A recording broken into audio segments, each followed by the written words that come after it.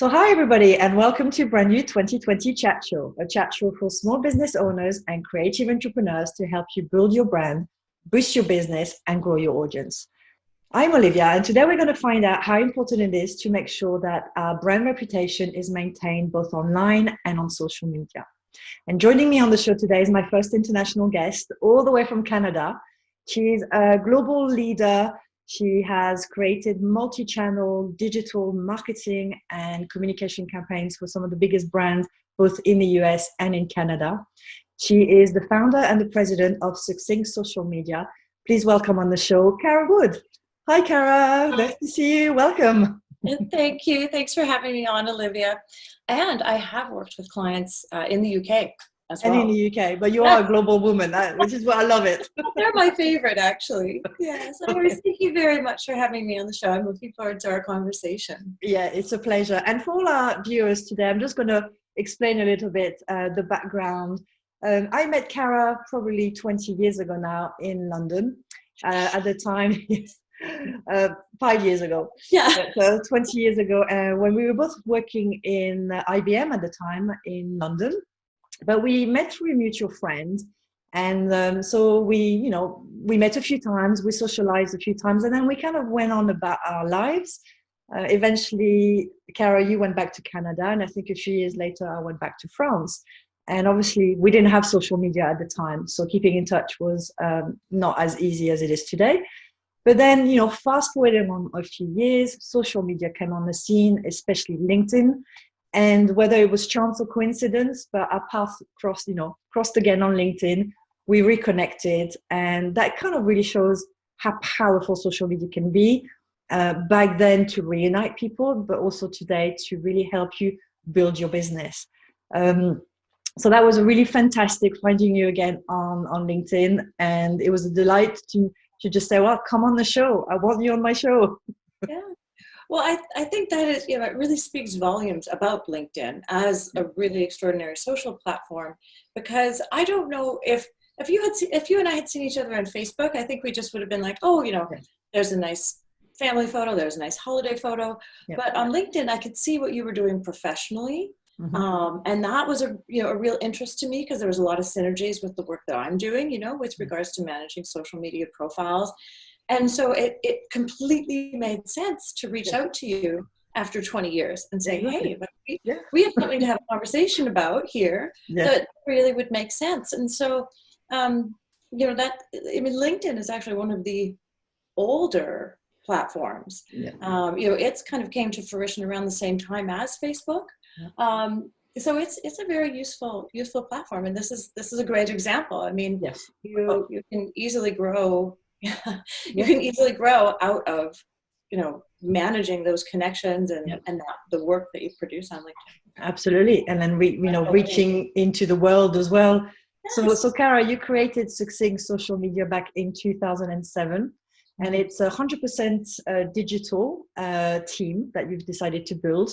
Was this by choice to go, rather than just going and finding local talents, to create a global team and 100% digital?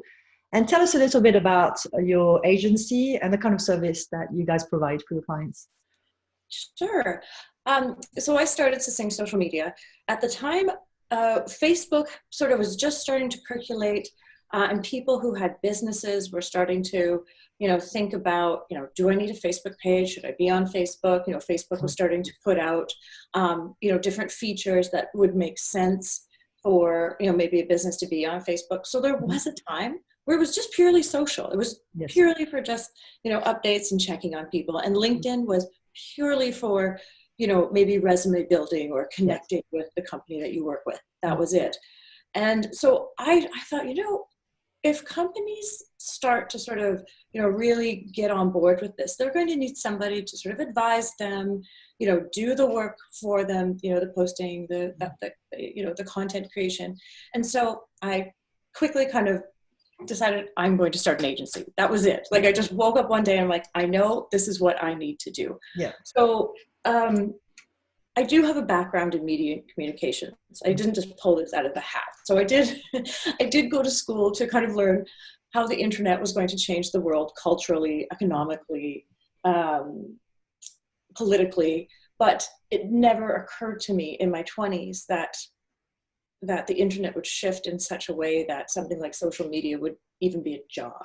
Yeah. So it took me about 10 years of having this degree, working in traditional communications, building websites, that sort of thing, before I realized that I could offer some service. So decide, we brand Succinct. Succinct, we have a website, we're up and running. Now, what is my specialty? Well, at that time, everybody was realizing that it was going to work really well for luxury, right? Luxury, travel, that kind of business was going to work really well on social media. So I thought, well, I'm going to do the exact opposite. I'm going to do something really hard. I'm going to take on banks, I'm going to take on law, I'm going to take on anything that's highly regulated, is going to need a real sort of special understanding of what and what can be said on social media and what can't, and how it can be used for these more complicated businesses that have a lot of compliance and regulation. So that became my specialty. So I focused on reaching out to the top thinkers and the top minds through social media in the world, asking them questions, talking about the trends that were coming down the pipeline, reading what the big thought leaders were writing, like how is IBM approaching this? What is McKinsey saying about this? What are other sort of big companies rolling out and doing? And then I took that, I reverse engineered it, and I sort of presented that information in sort of the Coles Notes version to smaller regulated businesses. So then you wanted to know why I'm completely digital, like only work with people, because I had 3 little kids. I had to work from home, so I had to do everything behind my computer screen. So that's where I my network of people was, and it was just recommendations and people sharing information over social media. And I was just able to build a team of people. At times I've had people working in pretty much every country around the world at some point on a project. But it's wonderful because I can sort of pull from this repository of amazing talent that I have access to, who are basically all my friends, based on the type of project we're working on. And it just allows for flexibility. It allows for people to get, the best thinking.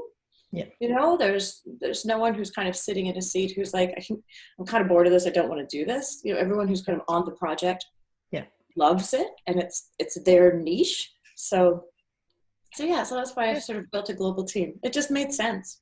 It sounds like it makes sense, and it's definitely a very forward-thinking and back then way of creating your own business.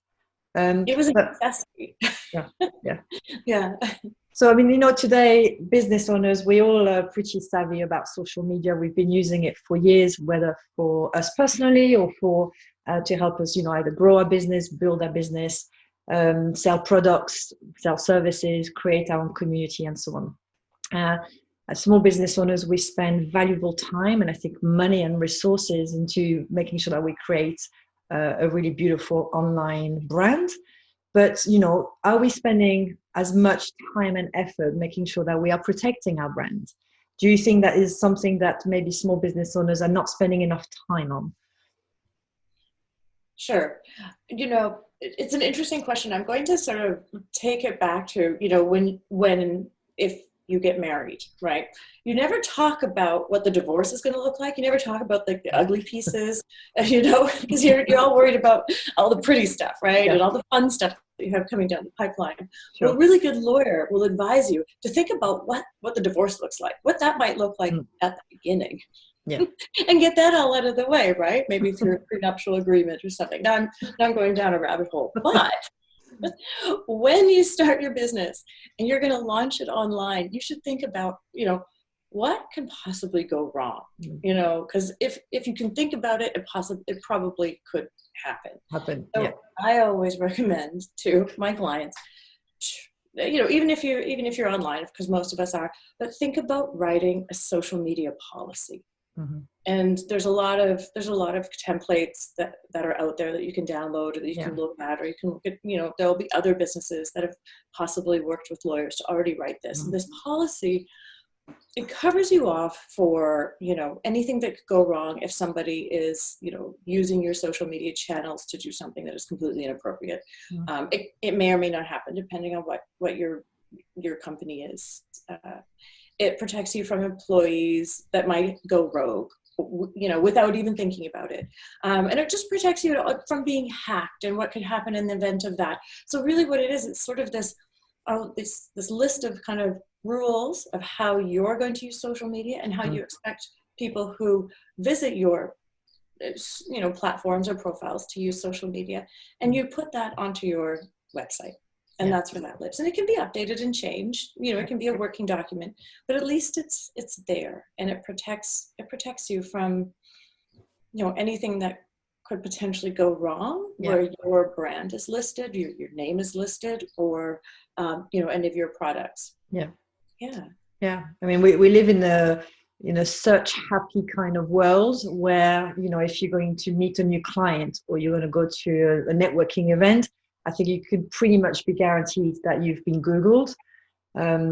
Somewhere, you know, somebody is out there typing your name on a Google, you know, search box and are sort of placing a judgment on the content that they're finding about you. So, you know, should our first concern when we're talking about brand reputation and protecting our the brand that we've so carefully designed and created, should our first concern be a search engine reputation?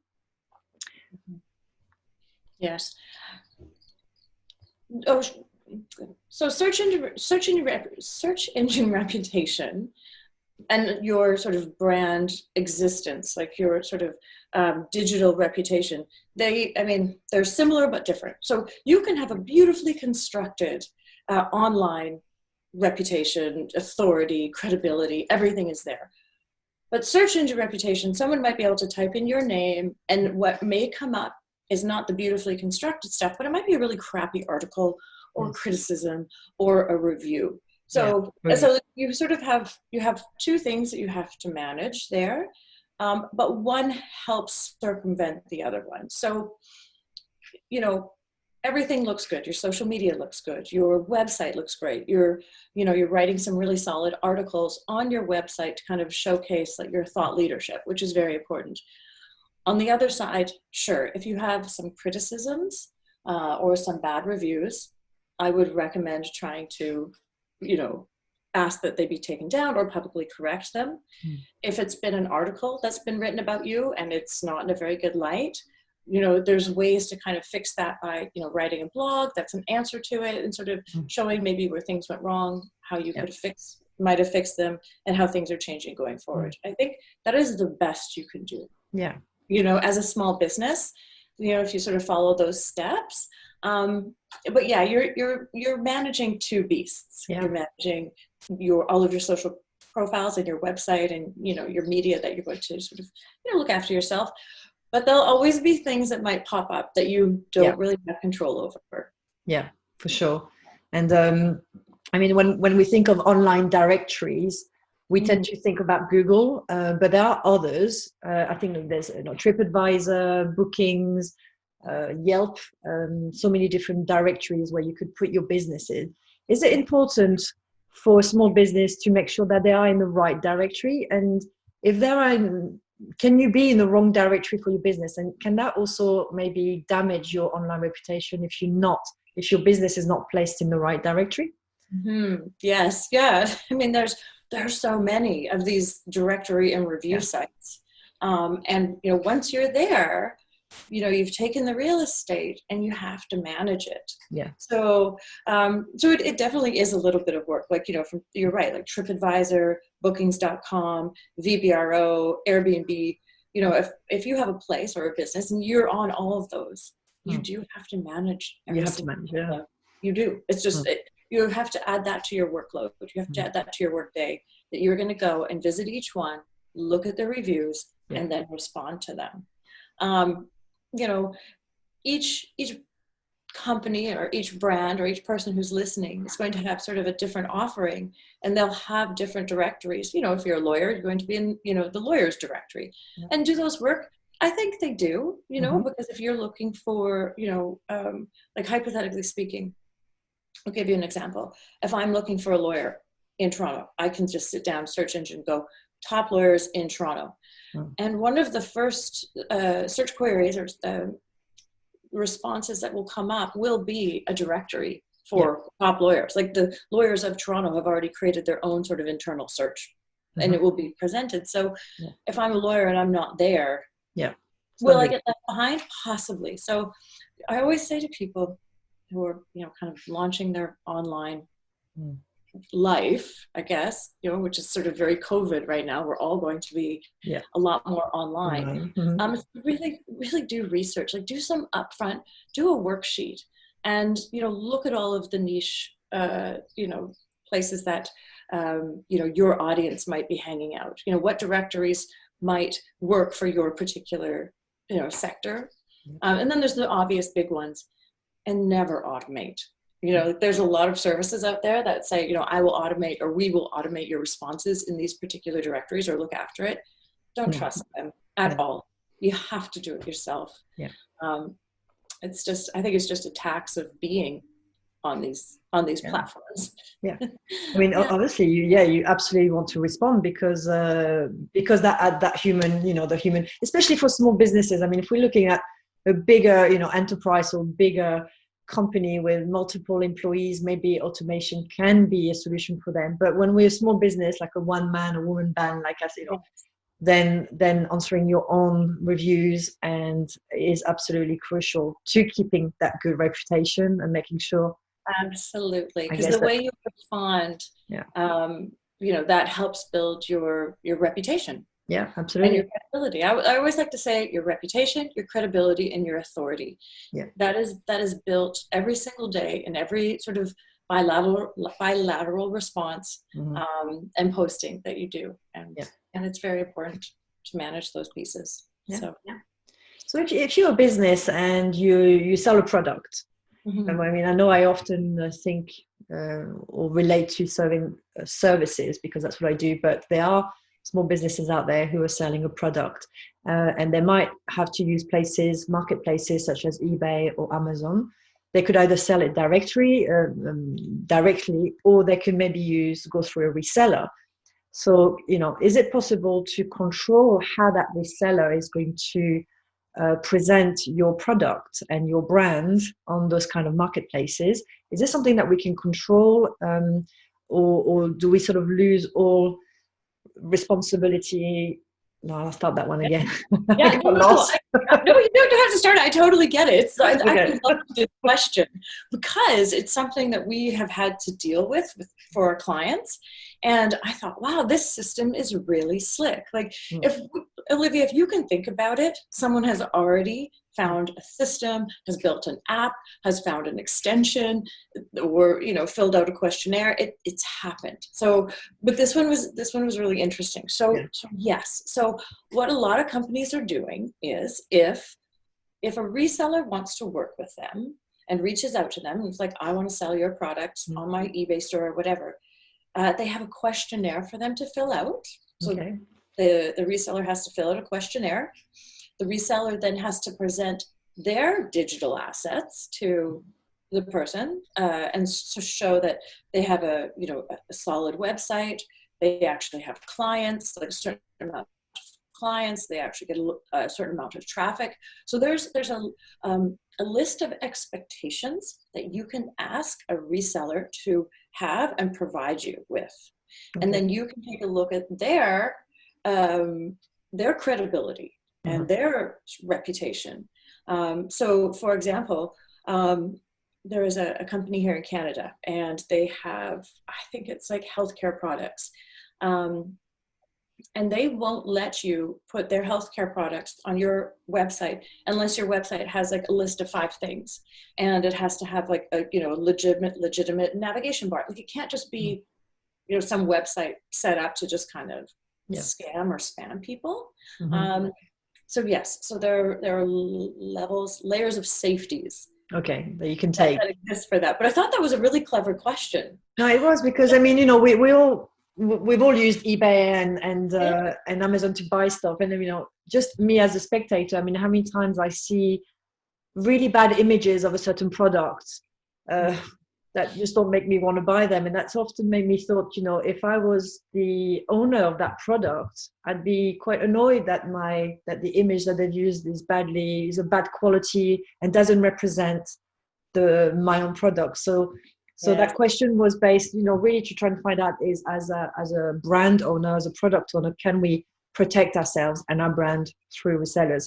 So that's great. And you have to have a brand package. Sorry, I didn't mean to interrupt, but this is very interesting. So what a lot of these companies have is a brand package that has all of the images at the right resolution, which they then send to the reseller. And they say, you can only use these images. Like, don't take anything off the internet. Don't take your own. This is our branding package. Use these descriptions, and away you go. Yeah. So, take it or leave it. Yeah. No, that's great. So, and I mean, obviously, you know, today everybody can write a review about your business online. And that can be quite scary. It could either be a jealous competitor who's going to write, you know, a bad blog post about you, or maybe an unsatisfied client who's going to shout out about his experience with your own brand. I mean, how can we minimize the damage when we do have bad reviews? Do you have any tricks to give us what we should be doing and handling a bad review online? So my first response to that would be, depending on what level of review. I mean, if it's really, really terrible, I mean, and it is really obviously someone trying to slander you, then I think most audiences can see through that. Yes. And so I don't want to say make sure you respond to it, because often feeding a troll or feeding a fire online that's the worst thing you could do. Sometimes those reviews are just best left to just walk away. Okay. Now, if it's not, way over here on the spectrum, and it's sort of somewhere else where you think you can respond thoughtfully, show readers that, you've given the time to respond to this, and that there was a problem or a misunderstanding, and you're happy to resolve it. Yeah. That is great PR. So a little bit of bad PR mixed with you popping in and saying, I can fix this, or this is why that happened. Sorry you had this experience. Let's try to fix this. Okay. And if the audience sees you sort of diffusing that in a really fantastic way, you come out looking on top. Yeah.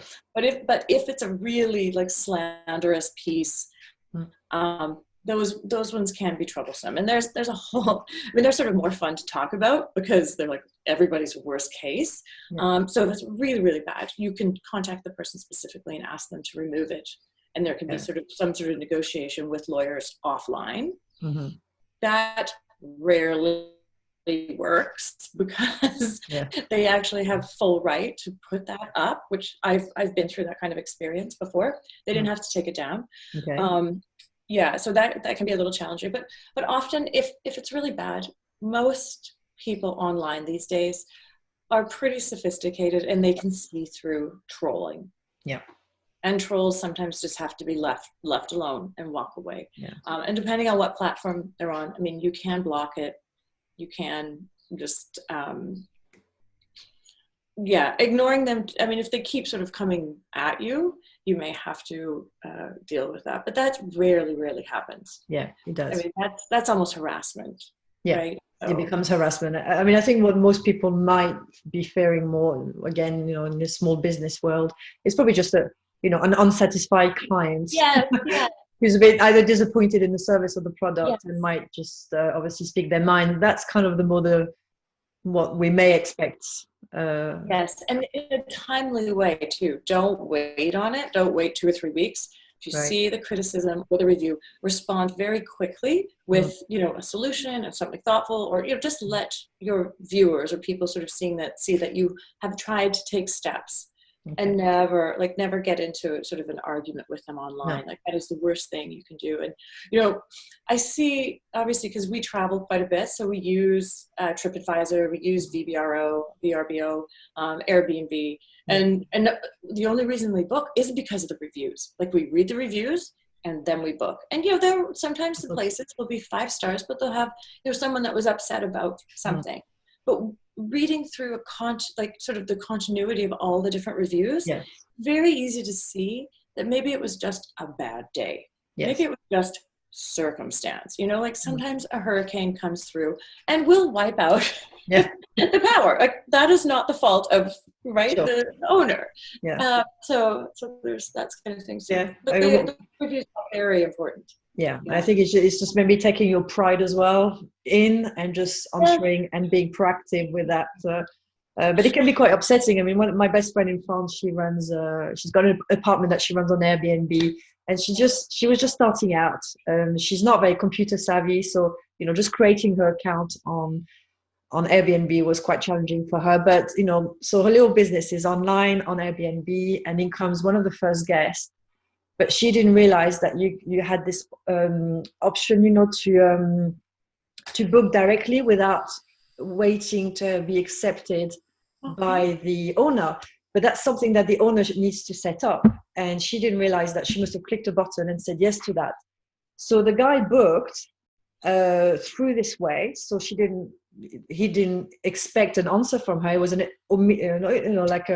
immediate booking. And as far as she's concerned, she hadn't answered. She was not able to do it that day. I can't remember why. And anyway, so the guy turned up at her doorstep, and she wasn't prepared. It was her first booking, and so he left her a really bad review. And I felt really bad for her because she didn't know how to handle that. And I think that's also some of the businesses, the audience we're talking to today, is who might be starting out. You don't know how to handle it. It gets very personal when you get a bad review. Yes. And mistakes do happen and will happen, especially in these early days of, you know, just figuring out how managing all of these different platforms works. So what about, I mean, so if we look at social media, we also need to monitor social media. So we've talked about search engines and sort of all the Google reviews and stuff, but monitoring your social media can also be quite daunting because nowadays we're all on multiple platforms, whether, you know, Facebook, Instagram, LinkedIn, TikTok, and so on and so on. You know, I'm not sure that, I think a lot of business owners spend a lot of time creating content, but are they spending as equal amount of time monitoring it? And in your opinion, should we be paying a lot of attention of what other people are saying about us on social media, and how can we monitor that? Sentiment.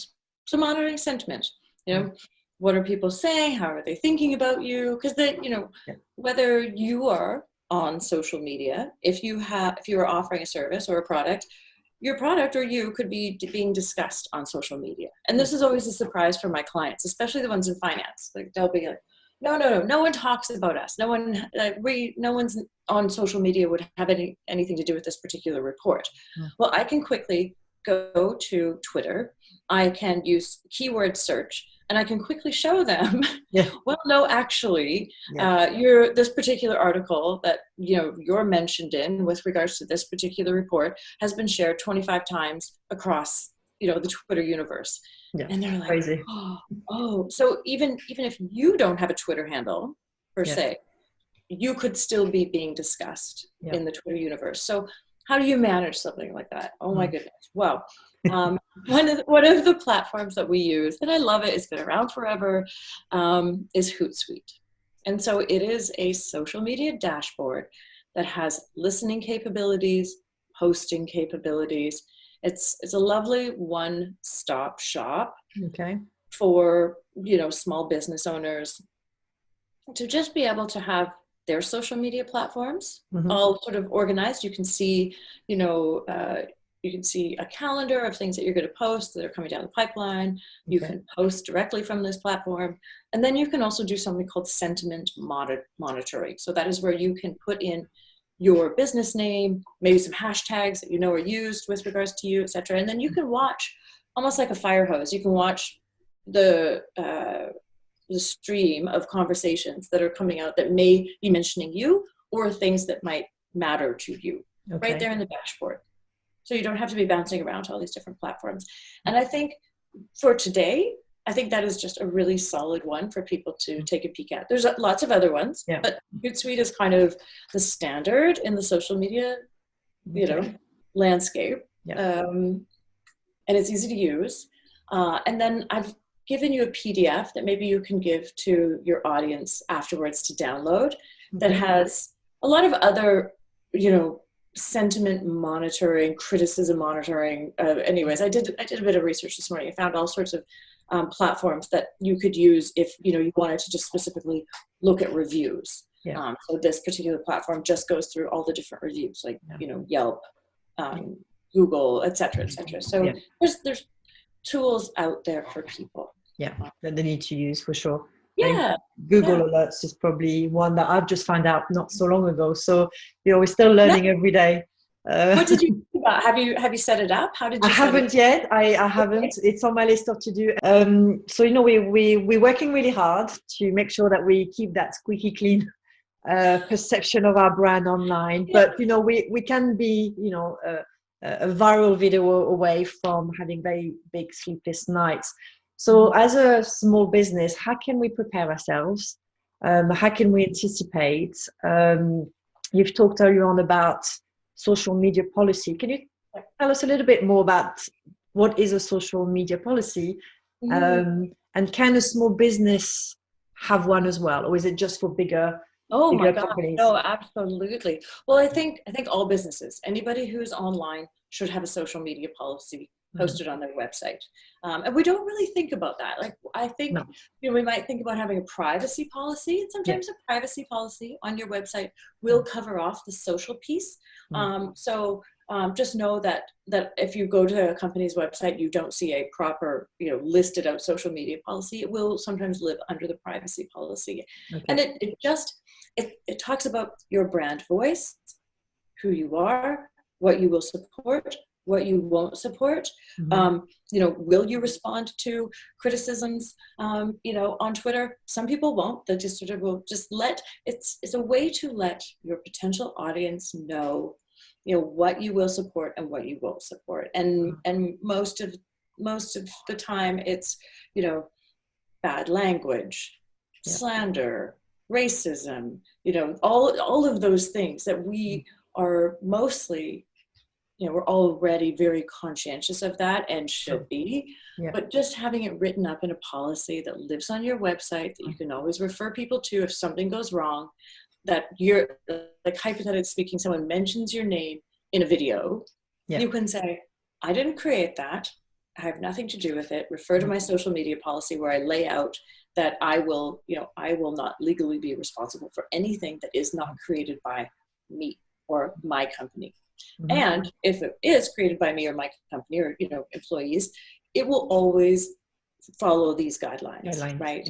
And those guidelines are usually, they're common sense. But what I recommend to my clients who are sort of probably going to write this themselves, and that's totally okay, is go and look at other companies, usually companies that might be a little bit bigger than you, take a look at their social media policy, and then re-engineer it so that it talks about you and your brand, because we're not reinventing the wheel here. Most companies, big companies, have worked with the lawyers to figure out how to get the terminology correct. So I've had a lot of fun working with my clients where we go and we sort of pick 4 competitors or 4 really big companies, and we take a look at their social media policies, and it's like, perfect, let's just tweak this, add this, and now all of a sudden we have a social media policy. It gives you a lot of security absolutely. In the event, and when you're out there posting, and or if you have clients posting, or not, well, if you're a photographer, you're going to have clients posting and using your handle and hashtag, etc. So someone could easily tag you, and I'm just throwing worst case scenario out there, a bunch of drunk guys at a wedding, and they tag you in it, and you're like, wait a minute, there's a photographer for that, but I did not take that photo. Be careful. Is a social media policy a legal bound document or not? It's guidelines. It's guidelines. It's just guidelines. It's not legal bound. But I definitely think that you could use it. Is it legal bound? That's an interesting question, because I have worked with lawyers with big companies to write them. So for them, if you've sort of engaged in a lawyer to write the piece with you, I would definitely say that you have a legal document.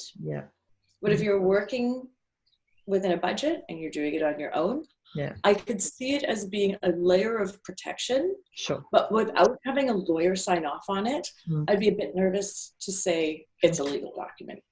You know, Okay. it's all about common sense. Yeah, sure. So, yeah.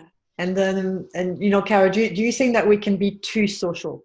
Can we be sharing too much on social media, and Yes. can that also damage our reputation online? Yes. Absolutely. And you know, it's really interesting because I see it's 11 o'clock. Sorry about that. My online coffee time. I should turn that off. I have friends that you know, they use their personal social media to, you know, showcase their work. And some of them are quite high profile in their specific sectors. And I have seen some of them have to turn off comments because they don't have the capacity or even the interest to be responding to everybody's 2 cents on their work on social media. Because essentially it's what they're building out is sort of a gallery, a portfolio to showcase their work. But they've had to turn off comments because there's just too much people asking questions, people saying good things, bad things. It's all over the map. Because sometimes what you're doing, maybe it's photography, maybe it's architecture, artwork, it can be a little bit subjective. So you can get 100 opinions and you don't want them. You just almost want to have this sort of beautiful repository of content that you're showcasing. And that is for your clients and or for people to see if they want to work with you, not necessarily for, you know, everybody and, you know, their mom to weigh in on. Sure. Does that make sense? Yeah. So sometimes I think it's important to use those features that, you know, the social media platforms give us, which is, you know, you can turn off comments. You can turn off comments on blogs. You can turn off comments on your Instagram. So yeah, there's tools to sort of help manage. What about could we be saying sometimes, you know, writing things that could damage us as far as maybe competitors? Can we be saying too much in that way as well? I thought that was an interesting question. Like, can we give too much of our sort of secret sauce away so that, you know, someone can then take it and reverse engineer it? Possibly, yeah. Especially with public companies. A lot of the public companies that I work with, for example, we cannot and will not post anything out in social media that doesn't already exist on the website. So if it lives on the website, then you can go and post it on social media. But having sort of off the cuff conversations and or, you know, participating in a conversation that, you know, could potentially put your company in a bad light because it's starting to get a little testy. Yeah, you have to be careful because now you are the face of a, you know, an important company or important product that is yours, and you own it. So yeah, you have to be really careful what you say, how you comment, because it all lives. It lives there. So can you be too social? Yes, you can. Yeah. So sometimes clients will shut their personal Facebook so that you can only see it if you're a friend. Yeah. And I would recommend that because I don't think you have to completely wipe the internet void of your personality outside of work. Just use the features and the tools to shut the parts down that you might be a little bit more vocal about, you know, something that's trending in the news. Sure. And keep that in your Facebook audience. Yeah. Don't put it out onto LinkedIn or don't comment on anything on LinkedIn where everybody's eyeballs are on it. Yeah, sure. Definitely common sense. We always say use common sense. Yeah, common sense and control your narrative and within different channels. Well, that was really, really interesting, Cara. Thank you. You know, I think we can all understand now that we do need to spend a bit of time monitoring our online presence, making sure that our reputation is being squeaky clean. That's the word of Yes, the day. yes, as much as you can get. I mean, maybe there's some people that want a little bit more of a, rambunctious social presence, and that's okay too. Yeah. It's just important to know your audience, do the research on your audience. Yeah. And also do a bit of research on what your competitors are doing and the voice that they're using and the audience that they speak to. Research up front with regards to social media, I think, is really, really important. And that social media policy too. It'll help you with clients and employees, if something kind of goes awry. Yeah, no, for sure. That was fantastic. Thank you very much, Cara. You've been an amazing guest. I've loved having a little chat today, and to you guys out there, the audience, hopefully that's helped you just bring back in your head, in your mind, to make sure that you spend the right amount of time on monitoring your social media and your brand presence. Just protect your brand. You spend a lot of time and effort and money creating this beautiful brand. Make sure you protect it, and that was what the chat was all about today. So thanks, Cara. Enjoy the rest of the day. Thanks for coming all the way from Canada. My pleasure. I know it's 12 o'clock here, so 12 o'clock now. Yeah, that's right. It's coffee time, lunchtime. So anyway, lunchtime. Thank you very much, and good luck with your future podcasts. Thanks, Cara. All right. Bye, everyone. So yes, hi guys. So again, join us next Monday as I welcome Anna Parker Naples, and she's the podcast queen, and we're going to be talking about how podcasts can really grow your business. So make sure you join in next Monday. Again, you can come into the Facebook group, be part of the watch party at 4 o'clock, and have direct access to our wonderful special guest speakers. If not, you can always watch it on replay. And again, come into the group if you need help and advice on your branding. We've created, my lovely co-host Tam is now the host of the Creative Hub, and she's there to help you with all your branding issues. So make sure you come into the group as well, and make sure you subscribe to our YouTube channel. Thanks a lot, guys. Thanks for listening, and we'll see you all next week. And don't forget, be visible. Bye.